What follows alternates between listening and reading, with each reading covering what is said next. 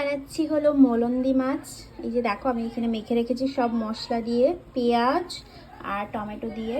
আর এখানে কয়েকটা ভাজা রেখেছি, এটা ভাজা খেতে কিন্তু দারুণ লাগে। আর এই যে দেখো এখানে হচ্ছে, দেখাচ্ছি তোমাদেরকে,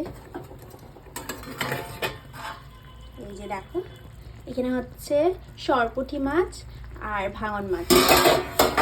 দেখিয়ে দিই, এই দেখো এই যে এগুলো হচ্ছে সরপুঁটি মাছ আর এগুলো ভাঙন মাছ।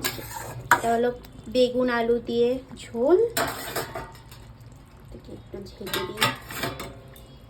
আর এবার আমি এই যে মাছটা বসিয়ে দেব। পুরো মেখে রেখেছি, একদম একদম শর্টকাট এটা বানানো, কোনো ঝামেলা নেই। বাস মেখে মশলা দিয়ে, কিচ্ছু দিইনি, শুধু জিরে গুঁড়ো আর একটু ধনে গুঁড়ো, হলুদ, লবণ